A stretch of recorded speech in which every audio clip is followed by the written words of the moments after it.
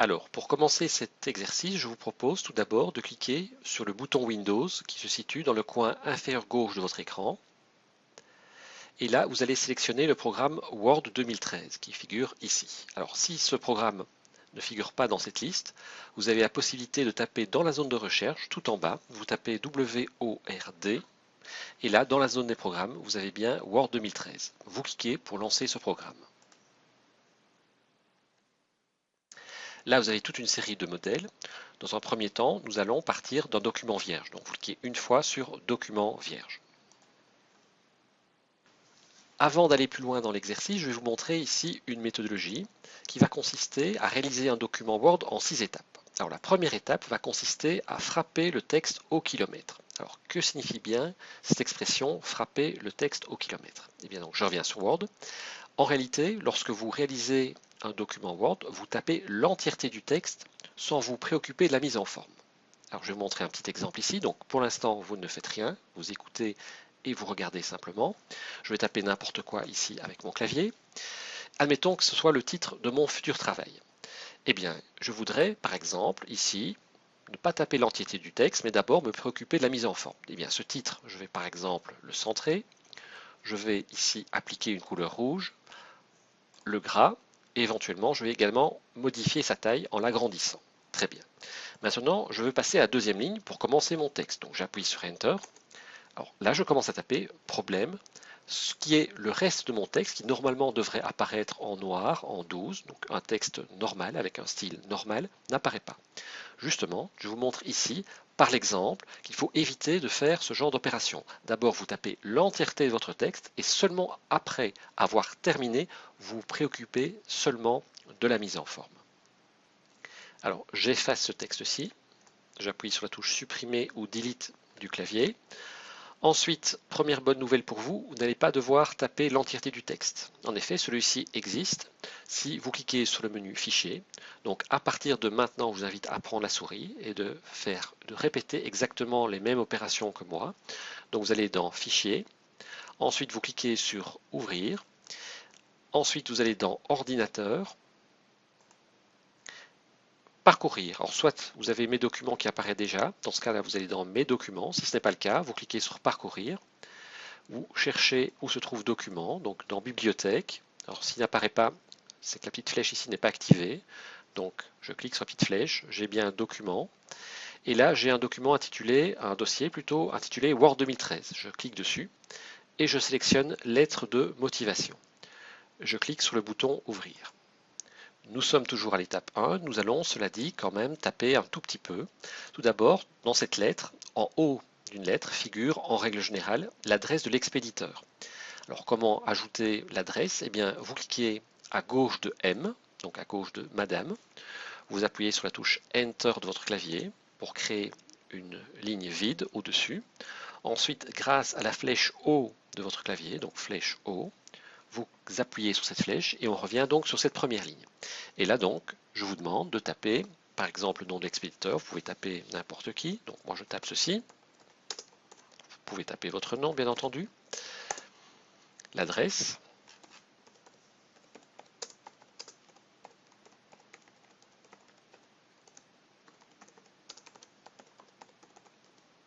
Je vais également taper le numéro de téléphone. Vous pouvez taper n'importe quel numéro de téléphone. Éventuellement, l'adresse mail.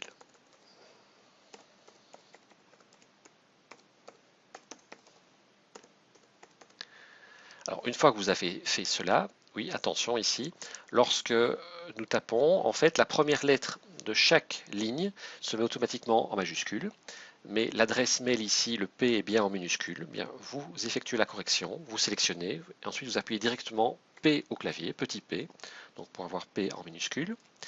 Voilà. Alors, nous allons également ici cliquer à la fin de Pierre Dupont. J'appuie une fois sur la barre d'espace, et là je vais taper le lieu et la date, donc au moment où on écrit ce courrier. Vous tapez la date du jour. Voilà. Alors je vais également aller sur la dernière ligne, ici, donc en dessous de marketing ou après marketing, où là, pardon, vous tapez votre nom. Ce sera la signature. pour tout à l'heure. Ah oui, j'oubliais d'ajouter l'objet de notre lettre de motivation. Donc je me situe ici après gmail.com, je clique, j'appuie sur la touche Enter et je tape objet, candidature pour le poste d'ingénieur conseil. Voilà. Alors vous avez remarqué, lorsque nous sommes passés à la ligne, il a transformé cette adresse mail en une adresse qui peut être cliquée pour accéder directement à notre boîte mail. Alors je ne veux pas procéder de cette manière, donc je veux faire en sorte que pierredupont@gmail.com ait exactement les mêmes caractéristiques que l'ensemble du texte qui a été tapé jusqu'à présent. Et bien donc je le sélectionne. Alors pour sélectionner facilement une ligne, alors c'est vrai, nous pourrions très bien cliquer, mais parfois, si vous avez remarqué, on a du mal, on clique la ligne au-dessus, la ligne en bas. Le plus simple, lorsque on veut sélectionner une seule ligne, on se positionne dans la marge de gauche, par exemple ici. Lorsque vous avez cette flèche blanche, eh bien vous cliquez une seule fois, et là c'est l'entièreté de la ligne qui a été sélectionnée. Là je vais faire un clic droit, donc vous cliquez sur le bouton droit de la souris, en cliquant par exemple ici sur le L ou le I, peu importe. Et là nous allons supprimer le lien hypertexte. De cette manière, nous revenons à des caractères tout à fait semblables au reste du texte. Je reprends ma méthodologie de travail. Donc nous avons terminé avec l'étape 1, frapper le texte au kilomètre. Nous entamons donc par conséquent la deuxième étape qui consiste à corriger les fautes d'orthographe et de grammaire. Donc je retourne sur Word. En effet, vous constatez ici que le logiciel a souligné en rouge les fautes d'orthographe et en bleu les fautes de grammaire. Fautes qui ont été faites de manière volontaire pour que vous puissiez à l'intérieur de cet exercice les corriger. Comment corriger ces fautes? Eh bien, vous avez une touche, la touche F7. Alors, cette touche figure tout en haut de votre clavier, à côté des autres touches F. Vous avez F1, F2, F3. Eh bien, vous appuyez sur la touche F7. Là, vous avez le volet orthographe. Et là, le texte que vous avez tapé initialement. Excellence. Lui, il estime que vous avez fait une faute et il propose effectivement Excellence avec la bonne orthographe, en l'occurrence avec 2 L. Donc, on est d'accord avec la proposition du logiciel. Eh bien, je clique sur le bouton Modifier. Nous poursuivons la vérification orthographique en cliquant sur Ignorer. En effet, Headmasters constitue un nom propre et pas un nom commun. Par conséquent, il ne figure pas dans le dictionnaire de français. Peu importe, puisqu'il s'agit d'un nom d'une société. Donc cela ne constitue en aucun cas une faute. Donc dans ce cas, je clique donc sur Ignorer. Spécialiste ne constitue pas une faute. En effet, nous sommes également dans un terme anglais, Marketing Junior Specialist, et donc dans ce cas, on doit cliquer également sur Ignorer. Par contre, là, il y a bien une faute, en effet, une faute de grammaire, soulignée en bleu. Étude n'est pas effectivement au singulier, mais bien au pluriel. Donc je sélectionne mes études et je clique sur le bouton Modifier. Et ensuite, je clique sur le bouton OK. La vérification grammaticale et orthographique est terminée. Néanmoins, j'attire votre attention sur un élément important. En effet, ce n'est pas parce que le programme a signalé qu'il n'y avait plus de fautes que vraiment votre travail est exempt de fautes d'orthographe ou de grammaire. En effet, analysons le dernier paragraphe. Donc la combinaison de ces expériences fait de moi un candidat motivé et rigoureux dans son travail qui pourront parfaitement s'intégrer à votre équipe marketing. En réalité, pourront s'accorde bien avec candidat. Je vois que j'avais oublié ici d'enlever le E, donc je l'enlève. Donc un candidat qui s'intègre, donc qui pourra. En effet, ici, le programme a parfois des difficultés à voir, notamment avec quoi s'accorde un verbe. Est-ce ici, dans ce cas, avec la combinaison, avec expérience, avec candidat ou avec travail? Dans ce cas, une relecture est vraiment indispensable pour vous prémunir d'éventuelles fautes d'orthographe. Je vous signale néanmoins qu'il existe des logiciels plus puissants au niveau de la vérification orthographique, mais qui sont malheureusement payants. Alors, nous entamons notre troisième étape en fixant les marges du document Word. En quoi consistent ces marges? Tout simplement, il s'agit de la zone comprise entre l'extrémité de la feuille du document Word et le début du texte. C'est une zone a priori vide. Donc vous avez la marge supérieure qui se trouve ici, la marge de gauche, la marge de droite, ainsi que la marge inférieure. Alors, en ce qui concerne la marge de gauche, nous avons tout intérêt à augmenter sa taille, surtout s'il s'agit d'une lettre. En effet, si vous lisez régulièrement des bouquins, des romans, vous constaterez rapidement que sur une seule ligne, en règle générale, vous aurez 7, 8, 9 mots maximum. Ici, il y en a beaucoup plus, certainement 13 ou 14. Ce qui aura pour effet de lasser un petit peu les personnes qui vont lire votre document. Et donc, nous avons vraiment tout intérêt à diminuer le nombre de mots par ligne. Comment? Eh bien justement en fixant les marges, en les augmentant, notamment ici par la marge de gauche.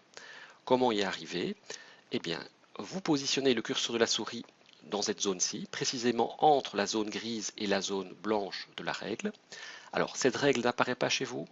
Eh bien, vous allez dans l'onglet Affichage et vous cochez la case Règle.